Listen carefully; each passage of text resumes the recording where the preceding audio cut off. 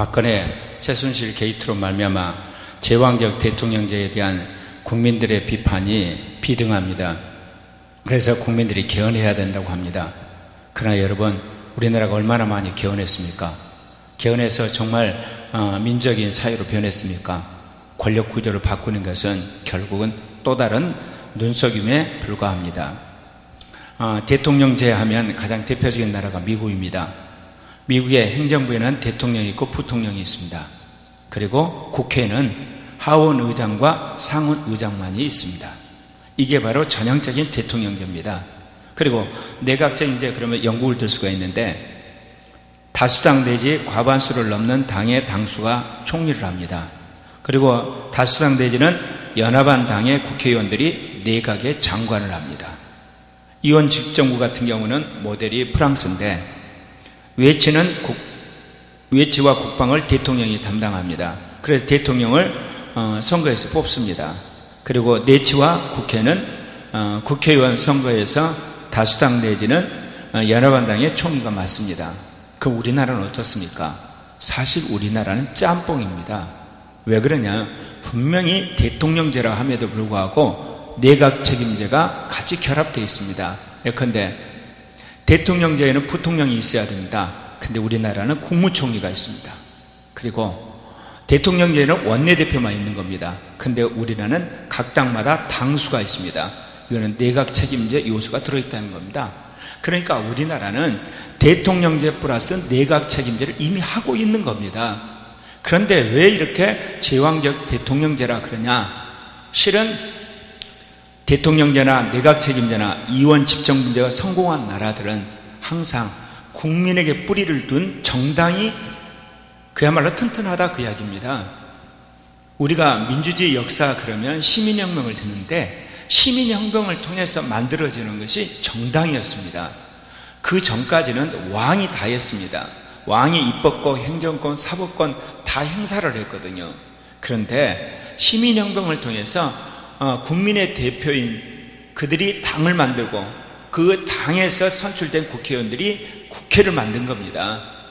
그리고 왕은 여전히 행정권을 수반한 거고 서구에서 기독교라는 이 종교 법원이 우리가 말하는 오늘날 법원으로 바뀐 겁니다.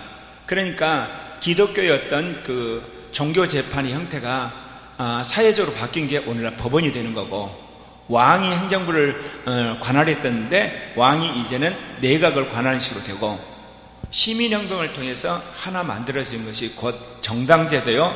정당의 대표들이 선거에서 이제 당선된 국회의원들이 만든 그 국회가 입법부가 된 겁니다. 그렇기 때문에 진정한 이 나라의 민주화나 또는 정의로운 사회의 구현은 5천만 국민의 기반을 둔 국민적인 정당이 출현하는 겁니다.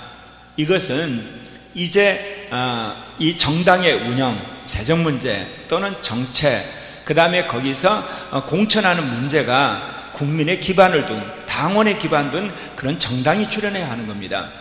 요즘에 제왕적 대통령제를 빌미로 해서 개헌 이야기하는 사람들 정직하게 말하면 또 다른 사기꾼들입니다. 박근혜 대통령도 사기꾼이지만 그들도 사기꾼이에요. 왜냐하면 우리나라가 대통령제도 해봤어요. 내각 책임제도 해봤어요. 실제로 우리나라 안에 이 제도 자체가 대통령제와 내각 책임제가 결합된 형태거든요. 그런데 무슨 또 개헌을 합니까? 물론 저도 언젠가는 개헌해야 되는 거 동의합니다. 그러나 정말 개헌을 이야기하려면 먼저 어떻게 해서 정당정치가 뿌리를 내릴 건가, 그리고 공천은 어떻게 할 것이며 정책은 어떻게 반영할 것이며 그리고 어떤 사람을 장관으로 추천할 것이며 이런 모든 정당정치의 기본에 대한 분명한 국민적 합의를 기반으로 해서 개헌 이야기해야 되는 겁니다.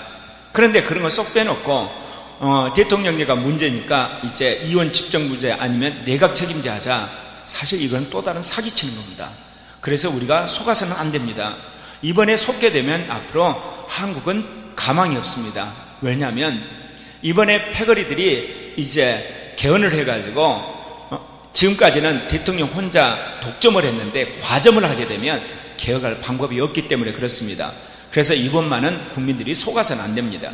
그래서 제가 제의하는 것이 2030, 40 세대를 추측을 하는 국민정당의 출현입니다. 중도적인 색깔에.